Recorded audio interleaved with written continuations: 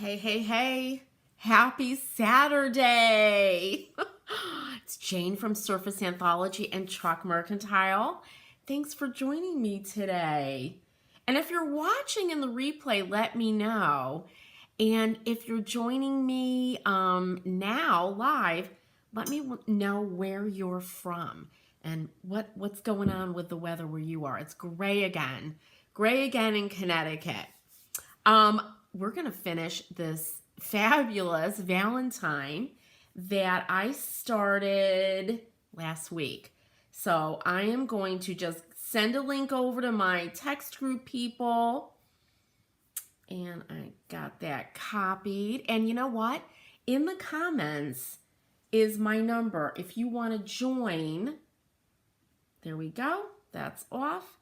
If you would like to join, good morning, Barb. How are you? How is it out there? Is it still raining? But if you want to join my text group, know when I'm going live, know when I have promos that sometime I only offer to my email list people and or my text group people. Somebody asked me yesterday, do you ever have specials on a certain product? And I do, but you gotta join my list somehow so you know when I do. Otherwise, it's like a game of chance, right? So, cloudy but rain soon. That's how it is here. It's cloudy, and I just know. We had thunder and lightning the other night, Barb. It's crazy. All right. So, last we met, right? I have this fabulous, let me grab. We started this whole thing with this Valentine, which I love. I tend to be not more of a minimalist, but I love kind of this look. I love this look of the biscuit look of the clay. That's an inlay. And of course, these little boards with milk paint.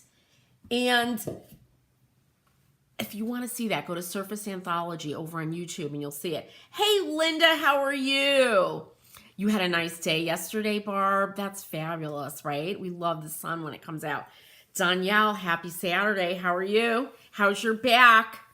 I thought about you the other day. I pulled something. You pull one little tiny little muscle, and man, that was it.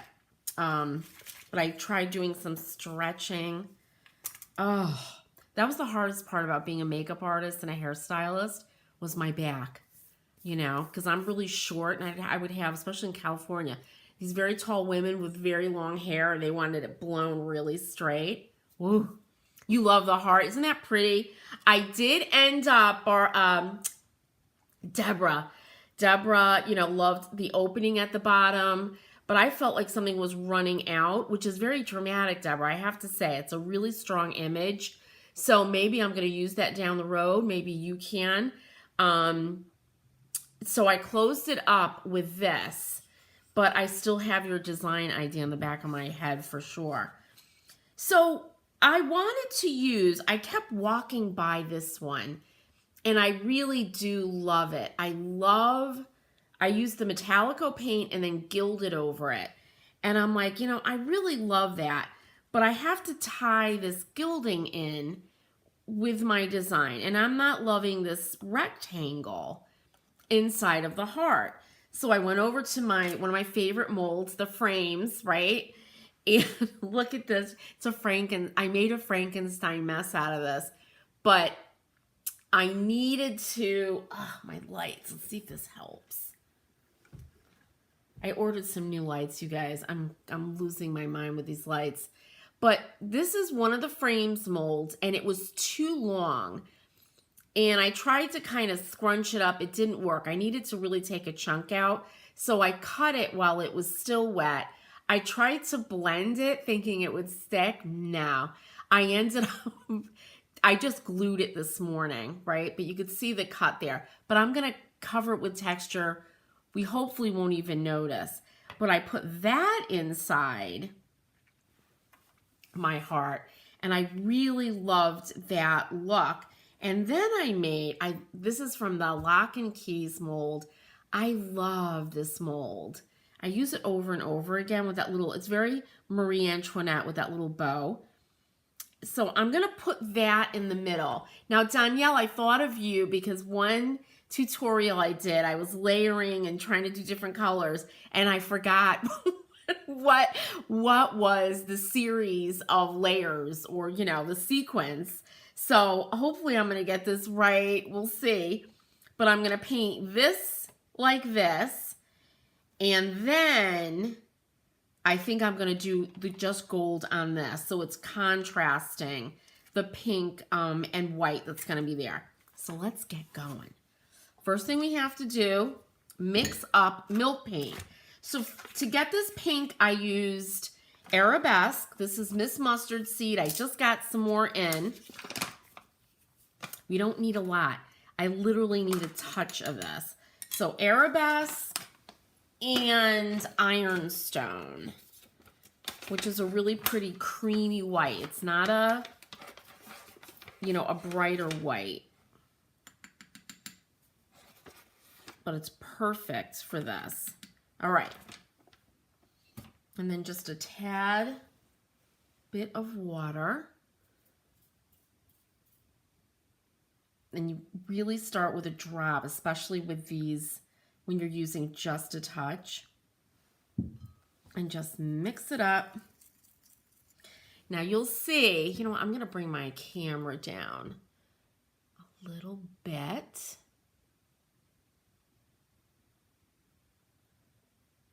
Okay, there we go. It's going to look beautiful, right, Danielle? Thanks for the encouragement.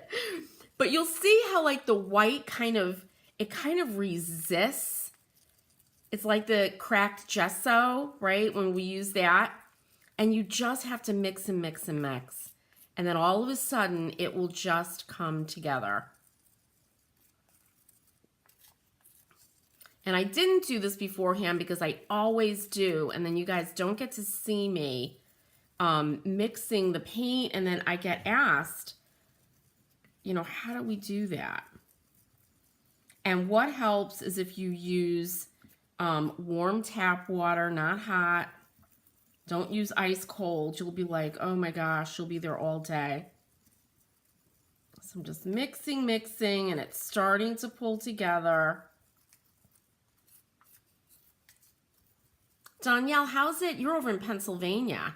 How is it there? It's probably like it is here.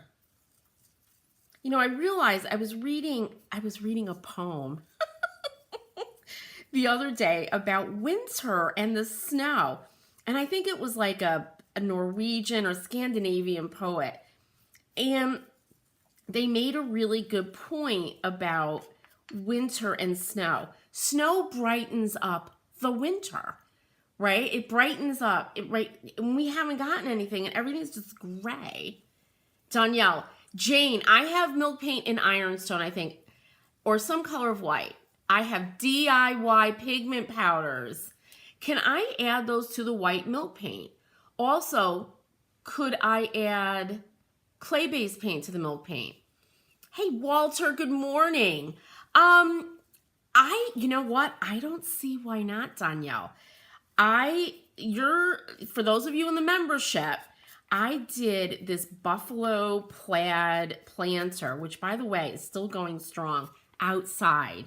I've never taken it in. And I mixed my milk paint with my chalk-based paint. And I don't see why it wouldn't work with the pigment powders.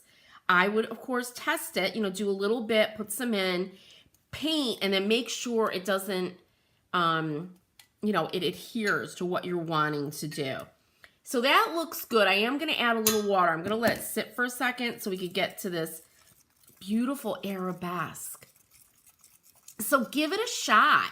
How is it in Montana, Walter? That's supposed to be, you know, when we drove across the country, we went through Wyoming, not Montana. And it's stunning out there. It is just stunning. And Danielle said, oh, it snowed about 1.5 inches. See, that's perfect. And then it's bright. You could see the cardinals, you know, flitting about. You could see the deer. You know, I'm surrounded by acres, you know, acres and state forest. And I love seeing the deer kind of coming down the hill. All right, so there's that went together quicker. Some pigments take longer, some are quicker, and you just have to be patient. It wasn't that bad, right? Mixing up the milk paint. All right, a little bit more so I could get it moving. All right.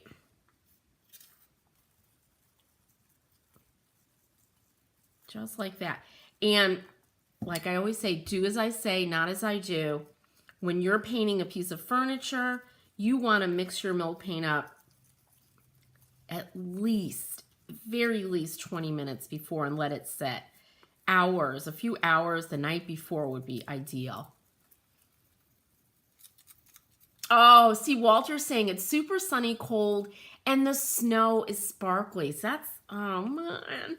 Send us some winter weather over here. The pretty winter weather, right? Snow. And just north of us, Massachusetts, Vermont, got snow, and we were getting thunderstorms. I actually woke up and said to my husband, was that thunder? I couldn't believe it. Okay, now, if this falls apart, fear not, right? I've got glue in there. It's still not dry. These larger molds take a long time. But I could always, when I glue it down, I'll just put it back together then. So I'm using, I brought over all my artist brushes, and I'm going to wet my brush, and I'm just going to do what we did the other day with this. Put a little bit of, actually, well, I'm going to start with white this time. And I'm just stippling this on, rinse my brush, go over here into the pink.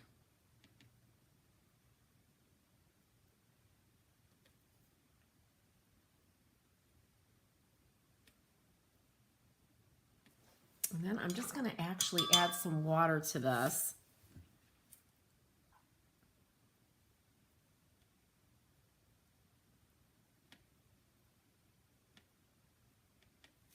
All right, and then we get that beautiful cloudy pink clouds, right? And I'm going to dry this real fast.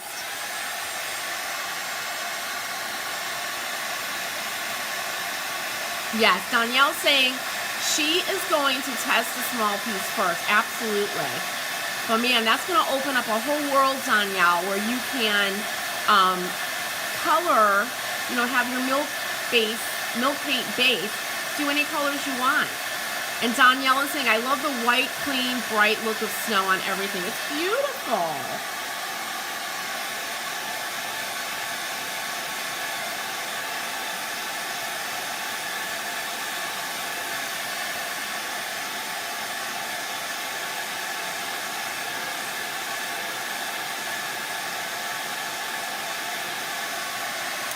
All right, now you see a little bit of my cut where I cut the mold apart, but I think once this is on, right, I could dab in a little bit of pink. Let me brush off kind of a thick paint. Rinse, and then just to get rid of the jaggedness.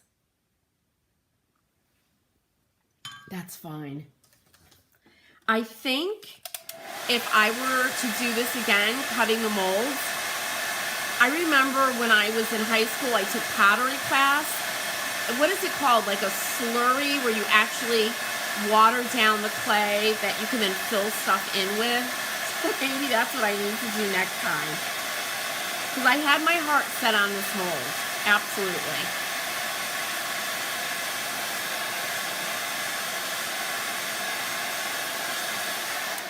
All right, now grab my Metallico.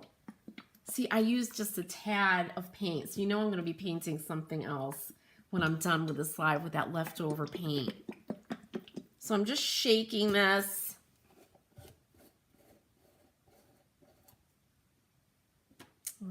I'll use my artist brush.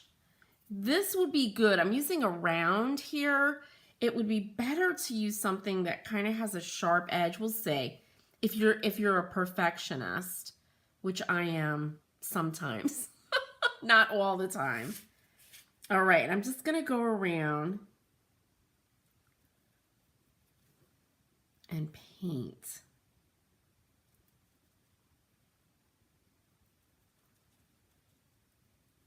And you know, whenever I'm using pink and gold, which is not a lot, but I keep thinking about Marie Antoinette and that whole era. You know, what was that? The 18th century? 18th century, right? 1700s? I don't know. All right, all you history buffs. When was the French Revolution? But I definitely think about that. Maybe it was from Sofia Coppola's film. And all that beautiful, the costumes and, you know, what the costume designer used as inspiration, which was macaroons and a certain kind of macaroon.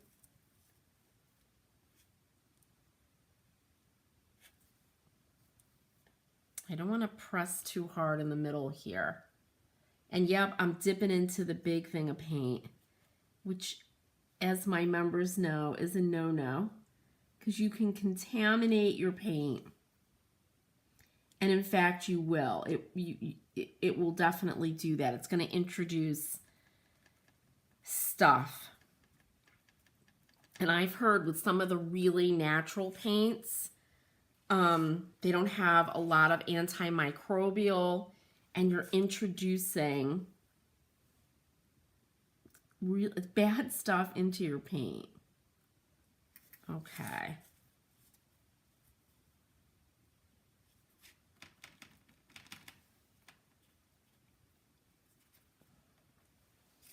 There we go. Just have to go around.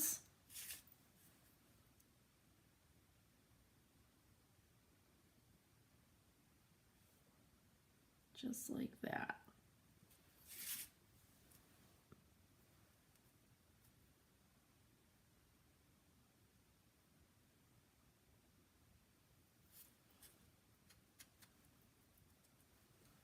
All right.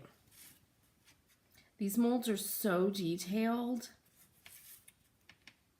that it's easy to miss. And you see I'm doing this not after I glued it on the piece, but before, which makes things a lot easier. All right. I could do this all day. Let me dry real fast. Slip, that's it, not slurry.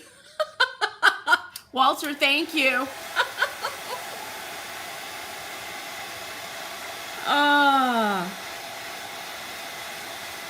Walter, you're new to my lives. But the ladies here will tell you, especially Danielle, and my friend told me, I'm dyslexic, but there's another thing, and I forgot the name of it. She's a writer. She's an actual published writer. She has it. And where I could plainly see what I'm trying to describe, and I might sort of get the name right, but not quite.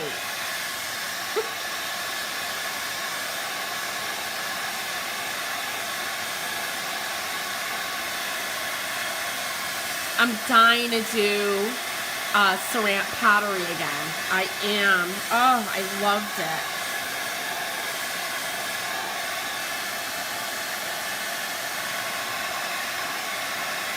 All right, so this gold, it's really pretty. It's really beautiful. It's bright. It's called New Gold. That's exactly what it looks like. And I love it for this project with the pink. And actually, you guys, I was teasing my friend Joni because she does long tutorials. This is gonna be a long one today because I want to get this done. But I forgot I wanted to paint these little olives and gild them. so let me do that really fast.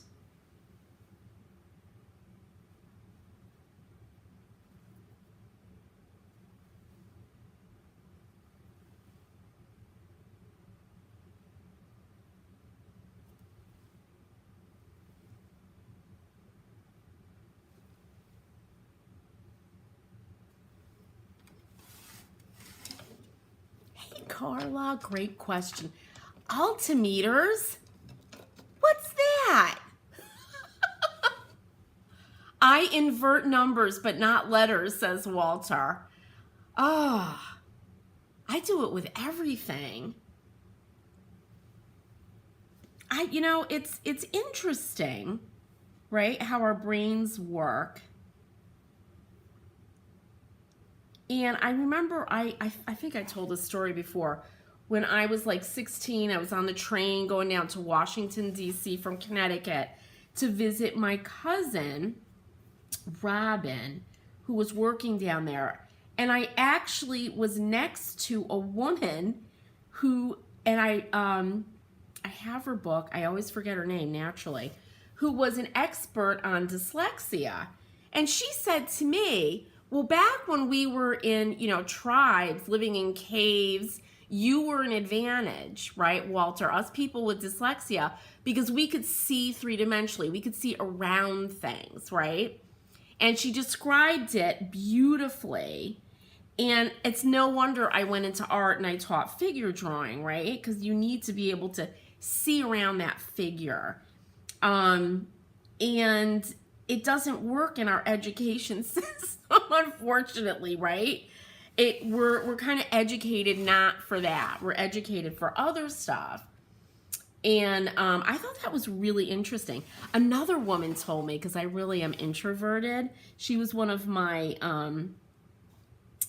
hair and makeup clients, and she said, she was a psychologist, and she said, outgoing people are, it's great, Jane, but if there weren't any introverts, the human race wouldn't be here, because she said, she said that when one, tribe or, group is coming to attack the other, the extroverts are all running out to say hello and, of course, immediately get taken down. It was us introverts hiding. carry on the race. I just love that story so much. Her name was Laura, and I'm like, Laura, that's great. I love it. So we need people like us, right? Oh, look how pretty. It's just so pretty. Just a little touch, right? All right, now for the last thing, before I glue this puppy down, we have to use our gold leaf. I'm just waiting for this thing to just crack in half.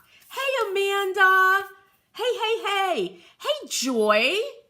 Joy to you and me. I love that. Hello from Seattle. Right, you never heard that before, right? Being a hairstylist, having people in my chair, it's kind of like being a bartender.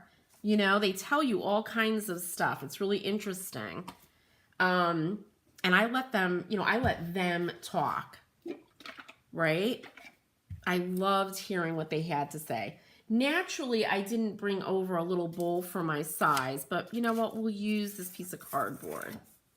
So this is size, and this is the glue. I say it every time that you use for leafing. You cannot use regular glue. It will not work. You have to use size. All right, let me grab my gold leaf. My book is getting all messed up. All right, and then, you know what? I'm just gonna, I think there's some right in this. I'm gonna pour some right in the lid, and then I'm gonna be sorry later when it gets glued down, but I'll wash it. Okay. And this is not real gold. You can use real gold, which is gorgeous. Now I'm just putting this on. See what happens? I'm using a round brush. I really didn't want it to hit go into the crevices. I need a flat brush. So I've got my flat brush. I kind of just want to hit the high points like this. There we go.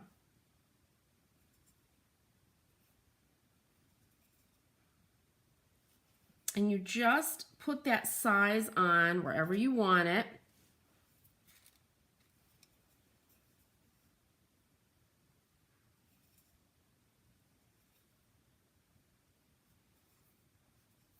All right, that's good. Oh my God, I'm gonna have to cover up my side. I'm gonna have to leave that. All right, then what we do is we wait for it to come to tack. And that means, like right now, it's milky white, right? We know this is wet. When it comes to tack, it's no longer milky white. But when you touch it, it feels sticky, but it doesn't come off on your fingers. Really, and don't have your book of leaf next to you when you have that blow dryer going. It'll go everywhere. Ooh, and I need to leaf my olives. So I've got to put some size on those.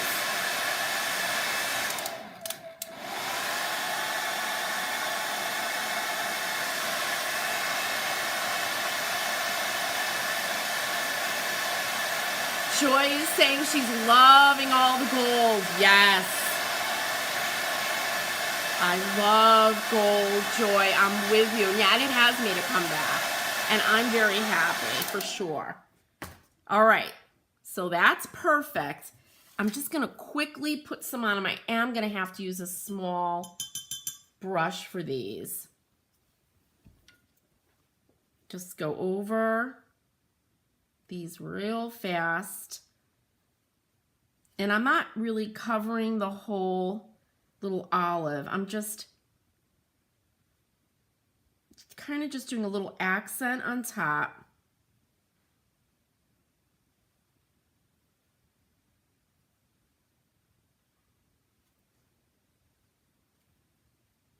And that's all you do. Now I do have a piece, and for you guys, for you people that are in the Surface Anthology membership, there's a whole tutorial on a piece that I did, and it's got layers and layers and layers of stuff. So definitely check that out if you're into more is more, right? All right, so now while this is coming to tack, I don't want to crush my computer. All you do, take your book of gold leaf, and well, I'm not going to come in too close. You'll be able to see. Open up to a page. Mine's getting kind of icky. And you just turn that over. See, and there's a part that didn't have leaf. Any place you put the size, if you don't cover it with leaf, it's going to remain sticky and tacky and will attract all kinds of dirt and, you know, bad elements. So I'm just kind of pressing that down. Again, I'll just use one of these brushes. You take a brush, tap that leaf down.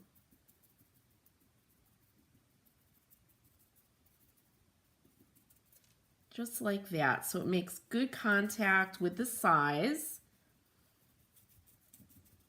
And then you just brush the excess away. This is not the best brush, but it will do.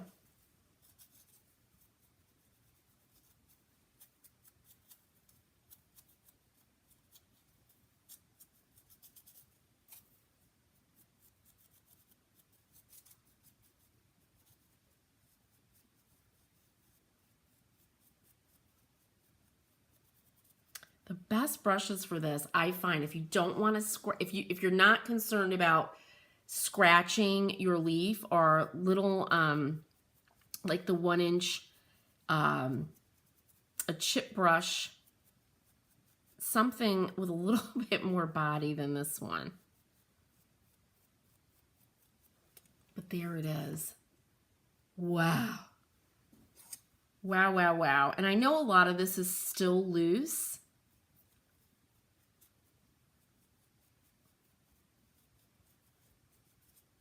but in the interest of time, I'm going to leave it right here, right? And if you find an area like you want more leaf, just go back in, put some of your size down in the area you want, and go right back over it. You can even do different colors of leaf when you're leafing with something. I just got in a new variegated copper leaf that's beautiful. So you could do all of that. Now, I know that our little olives must be ready. So I'm just going to take these scraps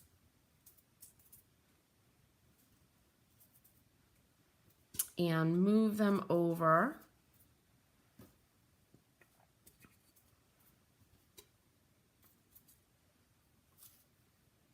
Because you don't need a lot.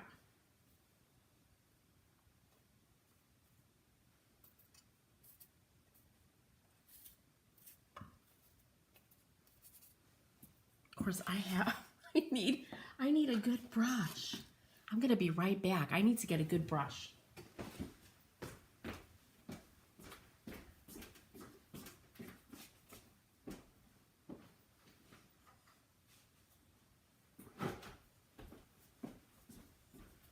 All right.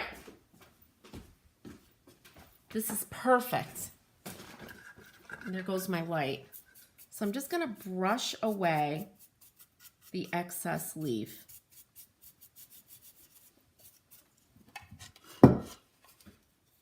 Right, you see that?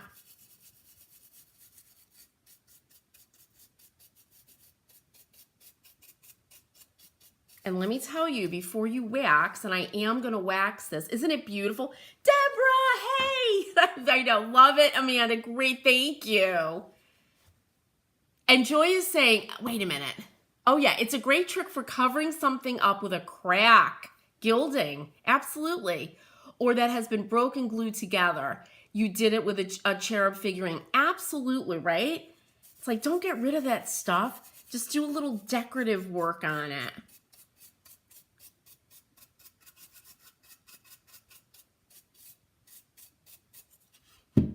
All right, look at how pretty. I mean, even that alone is really beautiful. But you got, before you wax, and I am going to have to wax this. I'm going to do that off camera because I really need for this piece to be completely dry before I do that. But before you wax, you cannot have gold pieces floating around. They will get embedded in your wax. So you want to make sure you have that all vacuumed up. All right, so there's our heart, right? And there's our piece for the middle. Really pretty. Let me see. Now, of course, I should have done this, Danielle, right? At the same time, I have to paint our little last piece really quick.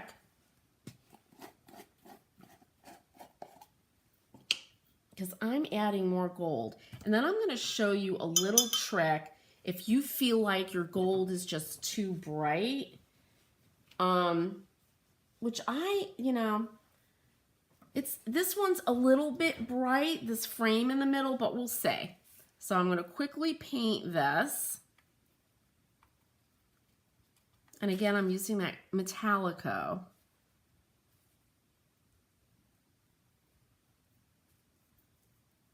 And you can use a beautiful deep pink under this. You don't have to do a gold base. You could do so many things.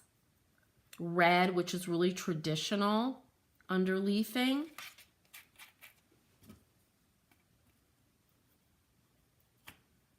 I'm holding this down. All right. You really got to get around the edge. Okay. Dry this. Get my book of leaf out of the way.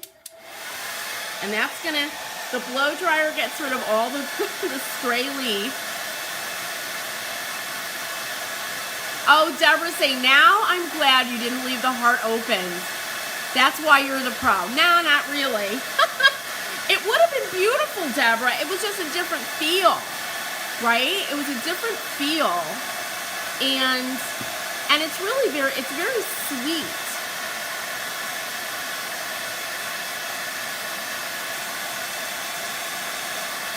All right.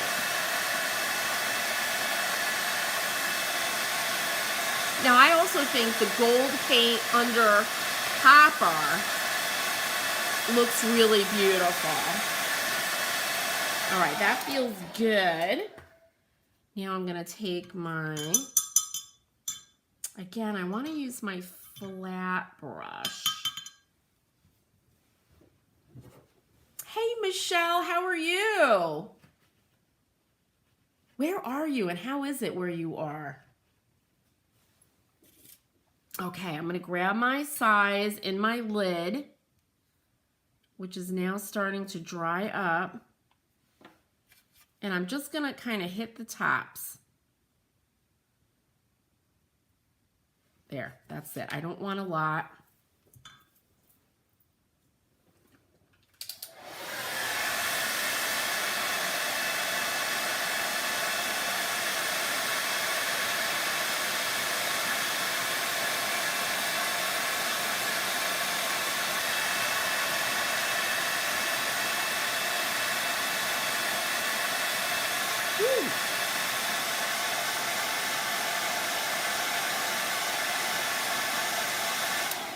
These molds, I have to tell you. Hey, Tina. How are you? Oh, thank you. Tina says, I love your beautiful work. Thank you so much. You can't go wrong with these molds, right? And these colors. And Michelle is in Fresno. Yep, you guys got slammed. Oh, you're cleaning up. I used to live, Michelle, in Marin in San Anselmo. And I think about those hills. And those, what were the trees? The eucalyptus trees that are not indigenous to that area, and they have really shallow roots. And when we got flooding back when we were there, and I remember Mill Valley, where I had my salon, had a landslide, and this poor older man was trapped in it, and it was crazy. So I hope you're okay, because boy, in California, I didn't realize it doesn't rain there for months and months and months. And then all of a sudden they get the rain from, what is it? And it's probably changed now, but from like Halloween, like to February. And I watch it now and I'm like, I can't believe it. All right. So there, I just placed that. There's my little brush. That leaf on there, press it down, right? See, it works much better when you use a bigger brush, and then brush away all the excess.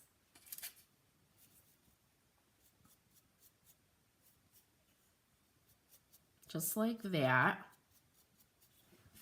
I really heated this little mold up. It's hot. Deborah's asking, besides the red, what other color would you use under the variegated copper? You know what? You could go opposites in the color wheel, right, Deborah? You could do a blue, right? Blue and orange. And also there's that blue in the variegated copper, green, a really, really deep orange or a deep red orange will look really beautiful. Oh man, you could do a lot of different things, but it's such a dramatic look, right? Gold, like a goldenrod gold paint underneath copper would be stunning. All right, I'm going to move this out a little bit so we could see. Let's see, this piece in all its glory, right?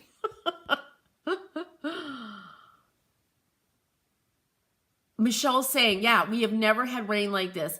204%. And you know it's besides, how sad it is that it's dangerous and people have lost homes and lives, is the frustrating part, because California, is like the salad bowl, right, of the country. It's like they can't save that water some way. I'm always like, can't somebody come up with a way to save it or divert it?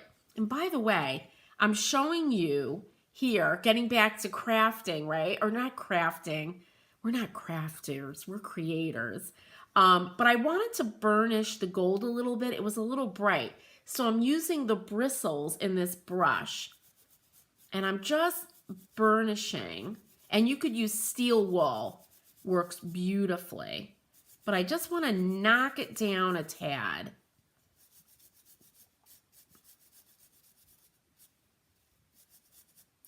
And the only other thing I would have done differently with this, though I'm really happy, is do 2 coats of the gold paint like I did here, just to make it really intense, right?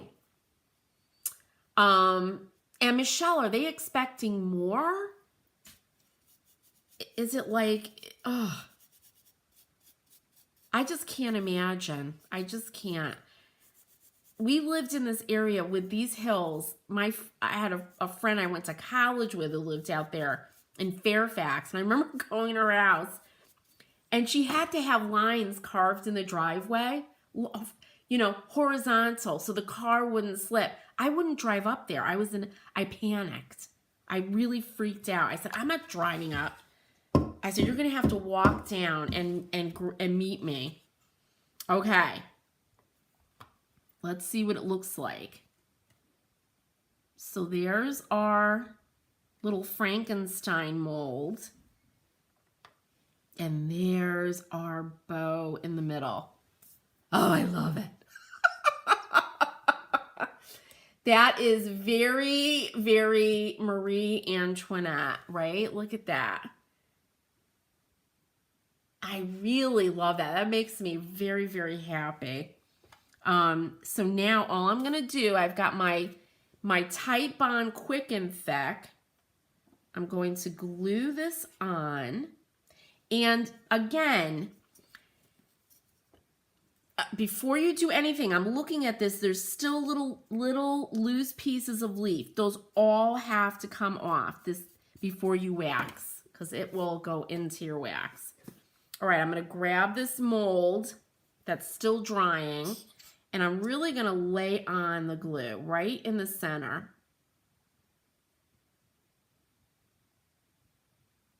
And when you're working on furniture, you want your molds to be flush, so they're not going to catch people's, you know, threads on their clothes. Stuff like this, you could let the molds dry and then put them down. They won't be flush, but if you use like Aleene's Tacky or this glue, work great. And I want this to be straight. All right, and just give it a good press. And you notice I didn't put the glue all the way out to the edge because I don't want any glue poking out, and then you'll get that kind of halo.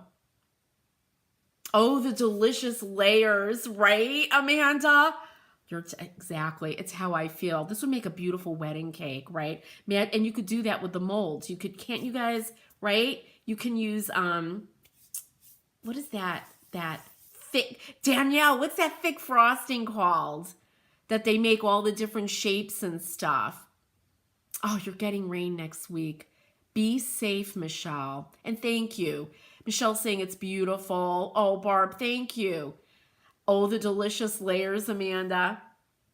Deborah's saying, oh my God, this is beautiful. I'm going to borrow that idea for my daughter's wedding. Absolutely, right? Perfect. One of her colors is blush. I could use that on the sign-in table. Thank you, Jade. Absolutely. Absolutely. Walter, thank you. He's saying beautiful and ornate. Absolutely. And I have to tell you guys, my house, I've got a lot of neutrals, a lot of texture, bunch of antiques, right? And then I pop these things around because I need that. They're like pieces of jewelry for your decor, right? Fondant. That's it, Deborah. Thank you. You can use these molds. You could use fondant in the mold. And I've seen wedding cakes done with these, with the iron orchid mold, and they're beautiful. Oh, all right, same thing. And again, I always say Aleene's Tacky glue works really well. And then I'm just going to put this right like that. And I just kind of line up, you know, the middle of the bow with this little thing and the middle of my heart. Same with this. I mean, you know, these are not perfect. They're not meant to be. Beautiful, done. So that's it, you guys. It's done. I am going to wax it. I'm just going to use, and I love this wax, the Miss Mustard Seeds clear wax. I'm just going to go around because I do want to seal the milk paint. I'll just use a small natural bristle brush. Next week, I have to show you, and I hope I have time. I've been working on shooting our next challenge, my next challenge, because the Surface Anthology membership is opening up again. So for you decorative painters, furniture painters, people who want to kind of push the envelope on what you create, come join us in the Surface Anthology membership. And you'll see me posting a new workshop, a challenge. So I've been doing that. I've been doing that today. I've been shooting the workshop, right? Because it's going to be pre-recorded. Because as my members will tell you, my workshops are not short. And I like to record them in short pieces with a lot of lessons. So that way, if you want to remember how to do one thing, you're not looking at an hour-long lessons, right? Deborah's saying, my vocabulary fails me. Oh, no, not like mine. So I have, next week, what I want to do, I found this box. It was from a curling iron I ordered, right? Because my curling iron finally croaked. And I'm like my mom used to be. I can't throw out this really good box. It's got a mirror. It's a really good box. So I thought, I'm going to paint this next week and do something interesting with molds or decoupage or something, because it's a really good box. Are you guys like that? Like me? I can't throw out that piece of cardboard. That's a really good piece of cardboard. It's crazy. It's crazy. And I have been trying to purge, let me tell you. But that's what I'm going to be doing just for my lives for next week. If you're interested in the membership, just go to surfaceanthology.com. Click on membership. It'll tell you all about it. And I hope you all have a really, really wonderful, wonderful and creative weekend. Walter, Deborah, Amanda, Barb, Michelle, look at all you. Danielle, thank you all for joining me. Joy, Barb, I love it when you guys join me. This is a lot of fun. And I hope you give this a try, something like this. I call these little confections, right? These little confections. IOD is perfect for these, for sure. And Michelle's saying, yep, I have 3 great boxes like that. Right. They're great for painting. They're also really good for testing out techniques that you're not ready to put on a piece of furniture yet. Something small like a jewelry box or like a cardboard box. Oh, thank you, Deborah. Everybody, I will see you next week. I'm going to try for Monday. Okay, we'll see. Again, if you want to join the text group, I think I have that in the comments. Join, and I won't inundate your phone with my texts.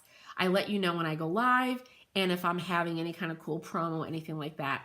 All right, everybody, have a wonderful weekend.